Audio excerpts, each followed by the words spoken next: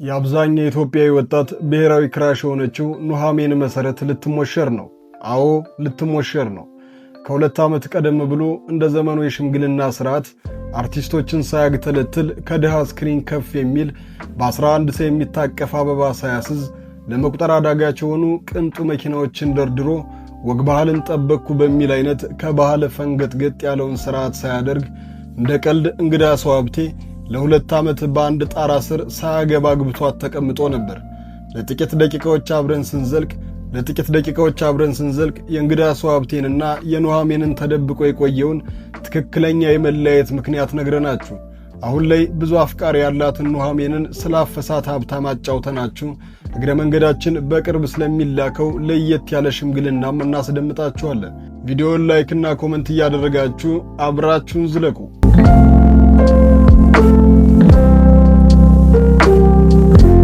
ወንድ ያለ ሴትና ቤት ያለ ምሰሶ ይወድቃል ይናዳል ይጋደማል ፈርሶ እንዳለው ታላቁ ገጣሚና ድምፃዊ ነዋይ ደበበ ሴትም ብቻዋን መሆን የለባትምና ኑሃሚን መሰረት እስከ ዛሬ ካየናቸው ሽምግልናዎች ለየት ያለ ሽምግልና ወደ ቤተሰቦቿ ልታስልክ ዝግጅቷን አጠናቃለች ይላሉ ውስጥ አዋቂዎቿ።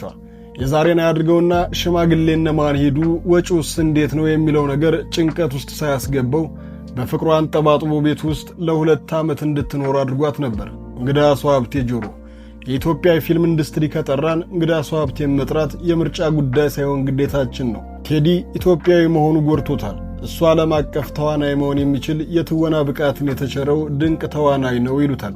እኛም እንስማማለን። ታዲያ ያለውን ትልቅ ስምና ዕውቅና ተጠቅሞ ኑሃሚንን እንደጠበሳት ስንቶቻችሁ ታውቃላችሁ?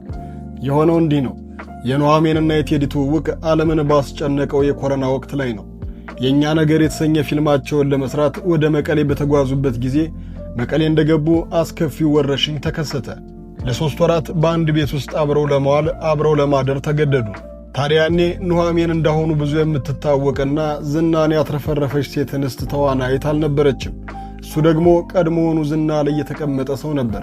እንደ አብዛኛው ኢትዮጵያዊ ከፍተኛ የሆነ ክብር፣ መውደድ በአድናቆት ተሸፍኖ ነበራት። ይሄን ማድነቋንና እንደምትወደው ስትነግረው ተቀራረቡ፣ ተዋደዱ።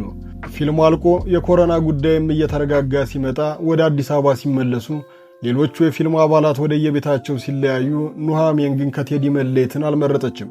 ወደ እሱ ቤት ሄደች። ከዛን ጊዜ ጀምሮ ለሁለት ዓመት ከቤቱ ሳትወጣ ቤተሰቦቿን አክብራ ወግና ባህሉን አስጠብቃ ሽማግሌ ሳታስልክ እዛው እንግዳ ሰው ቤት ከትማ ቀረች። ቀናቶች እየሄዱ ወራቶች ነጎዱ። ሽማግሌ እንዲልክና ጋብቻቸው እንዲፈጸም ተደጋጋሚ ጥያቄ አቀረበችለት። እንግዳ ሰው ሀብቴ ግን ቆይ ትንሽ ጊዜ ያስፈልገናል፣ አሁን ለዚህ ነገር ዝግጁ አይደለሁምና የመሳሰሉትን ምክንያቶች ይደረድርላታል። ቀድሞውኑ ባህልና ወጉን ትታ ፍቅሩን ብላ ወደ ቤቱ የሄደችው ኑሃሚን እየቆየ ሲመጣ ግን እንደ ጓደኞቿና እንደ አብዛኛው ሴት ሰርግ የሚባል ነገርን ትፈልጋለችና ይሄን ነገር እንዲያደርግ የዕለት ተዕለት ተማጽኗ ነበር። የእንግዳ ሰው ምላሽም ትንሽ ጊዜ ስጭኝ ዝግጁ አይደለሁም በሚል ጸና። ነገሩ እየባሰ ሲሄድ የእሷም ዕውቅና እየጨመረ ፈላጊዎቿም እየመዙ በመጡ ቁጥር የልብ መለያየቱ ተጀመረ። በስተመጨረሻም የከፈለችለትን መስዋዕትነት ገደል የሚከትና የሚያስጸጽት የእሷንም ልብ የሚሰብር ነገር አወቀች። እንግዳ ሰው ሀብቴ ቴዲ እሷን ቤት አስቀምጦ ሌላ ቦታ ላይ ሌሎች ጋር ሸሸ ገዳሜ እንደሚል አወቀች። ቀድሞውኑ ልቧ እየሸሸ የነበረችው ኑሃሚን የተፈጠረባትን ክህደት አሜን ብላ ተቀብላ ያለ ሽማግሌ ያለ ወግ ባህል እንደገባች ያለምንም ድምፅ ማሰማት ቤቱን ለቃ ወጥታለች። በዚህ ጉዳይ ላይ ኑሃሚንም ሆነ ቴዲ አንዳች ነገር አልተነፈሱም። ቀድሞውኑ አብረው ሲሆኑ ያልተናገሩት ሲለያዩ ይናገራሉ ብሎ መጠበቅም ሞኝነት እንደሚያደርገው አይጠፋንም። ኑሃሚንም አልተመለሰችም፣ ቴዲም እንድትመለስ አልጠየቃትም። በዙሪያቸው ያሉ ሰዎችም ችግራቸውን ለመፍታት ሁለቱንም ለማነጋገር አልሞከሩም። እንደ ቀልድ ተጀመረ፣ እንደ ቀልድ ተጨረሰ። እንግዳ ሰው አሁን ላይ ማንም ጋር ግንኙነት ሳይጀምር ከዚህም እያለ ይገኛል። ለራሱ ቁም ነገር ባይችልበትም ለበርካቶች ጓደኞቹ ግን ሽማግሌ በመሆን እየሄደ ቤተሰቦቻቸውን ያሳምናል። አንደኛ ሚዜ በመሆንም እየጨፈረ ይድራቸዋል። ኑሃሚን ግን ወደ ጓጓችለትና ወደ ሰርግ የሚወስዳትን ጉዞ ጀምራለች። ከቴዲ ጋር ከተለያየች በኋላ ጊዜ መግደልን አልመረጠችም።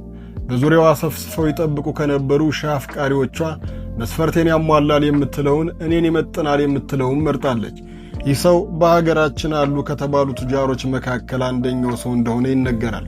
ለዛም ነው ኑሐሚን የሰራቻቸው ፊልሞች በዚህ ልክ አንደላቆ እንደማያኖራት እየታወቀ አሊያም እንደ ሌሎች ሴት አርቲስቶቻችን ብዙ ብራንድ አምባሳደር ሳትሆን ስትፈልግ አውሮፓን፣ ስትፈልግ አሜሪካን፣ ስትፈልግ አፍሪካ፣ ካናዳን እየተሽከረከረች ረብጣ ገንዘብን እየበተነች የተንደላቀቀ ኑሮን የምትኖረው።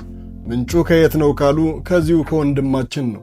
እዩኝ እዩኝ ማለት ደብቁኝ ያመጣል የሚለውን የሀገራችን ብሂል በጥቂቱም የተረዳችው ኑሐሚን የምትዞራቸውን ሀገሮች እንጂ አብሯት እየዞረ ያለውን ሰው ማሳየት አልፈለገችም። የያዙት ሩም ውስጥ እቅፍ አበባዎችን አሊያም 2 የወይን ብርጭቆዎችን ማሳየት ወይም ደግሞ በቀይ አበባ የተንቆጠቆጠ መኝታ ቤትን ማሳየት ግን አልነፈገችንም።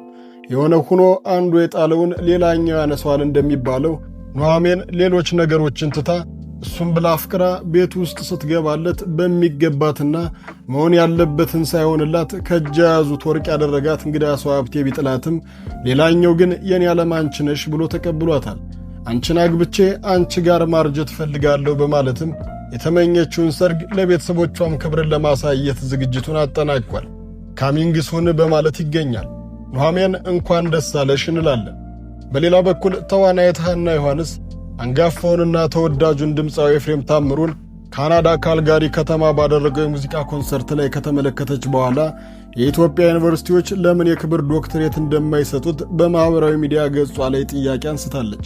ተዋናይት ሐና ለአርቲስቱ ያላትን አድናቆት በገለጸችበት ጽሑፏ የኢትዮጵያ የሙዚቃ ታሪክ መዝገብ ሰፊ ገጽ የሚሰጠው በቁጥር 1 የሚያስቀምጠው ቀብራራው፣ ሰው አክባሪው፣ ኢትዮጵያውያን ሁሉ እኩል ተስማምተው የሚወዱት የጆሮአችን ምቾት አርቲስት ኤፍሬም ታምሩ ከተማችን ካልጋሪን ስላደመክልን እናመሰግናለን በማለት ታሞካሸዋለች። ከምስጋናዋ ጎን ለጎን የኢትዮጵያ ዩኒቨርሲቲዎች ግን ለኤፍሬም የክብር ዶክትሬት የማትሰጡት ምን አስባችሁ ነው ስትል የጠየቀችው ጥያቄ በበርካታ የማኅበራዊ ሚዲያ ተጠቃሚዎች ዘንድ ድጋፍና ውይይትን አስነስቷል። አብዛኞቹ አስተያየት ሰጪዎችም ኤፍሬም ታምሩ በሙዚቃው ዘርፍ ላበረከተ የላቀ አስተዋጽኦ ዕውቅና ሊሰጠው እንደሚገባ በመግለጽ የሐናን ሐሳብ ደግፈዋል። የተዋናያቱ ጥሪ ወቅታዊና በብዙዎች ዘንድ ተገቢ ሆኖ ቢገኝም ጥያቄው የሚነሳው ትምህርት ሚኒስቴር የክብር ዶክትሬት ሽልማትን አስመልክቶ የወሰደው እርምጃ ነው። ሚኒስተሩ ከ1 ዓመት በፊት ባወጣው መግለጫ ግልጽ የሆነ መመሪያ እስኪወጣ ድረስ የትኛውም የከፍተኛ ትምህርት ተቋማት የክብር ዶክትሬት እንዳይሰጥ በጊዜያዊነት ማገዱ ይታወሳል። ይህ እገዳ የተጣለው የክብር ዶክትሬት ሽልማቱ ያለ በቂ መስፈርትና ጥናት እየተሰጠ በመሆኑ ክብሩንና ታማኝነቱን እያጣ መጥቷል በሚል ከህብረተሰቡና ከአካዳሚው ማኅበረሰብ በተነሳው ተደጋጋሚ ትችትና ቅሬታ ምክንያት ነበር። ሽልማቱ ከበቂ ጥናት ይልቅ በግለሰባዊ ግንኙነቶች አልፎ አልፎም ለፖለቲካ ዓላማዎች እየዋለ ነው የሚሉ ወቀሳዎች በስፋት ይሰሙ ነበር።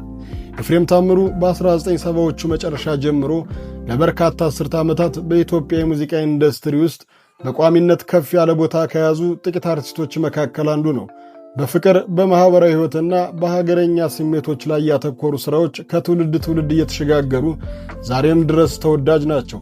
ሰው አክባሪነቱና ከውዝግብ የጸዳ የግል ሕይወቱ ደግሞ በሕዝቡ ዘንድ ያለውን ከበሬታና ፍቅር አጎልብቶለታል። በመሆኑም የሐና ዮሐንስ ጥሪ የአንድ ግለሰብ ስሜት ብቻ ሳይሆን ለሚገባው ዕውቅና መስጠት የሚለውን የብዙሃኑን የውስጥ ፍላጎት የሚያንጸባርቅ ነው እንላለን። አበቃን።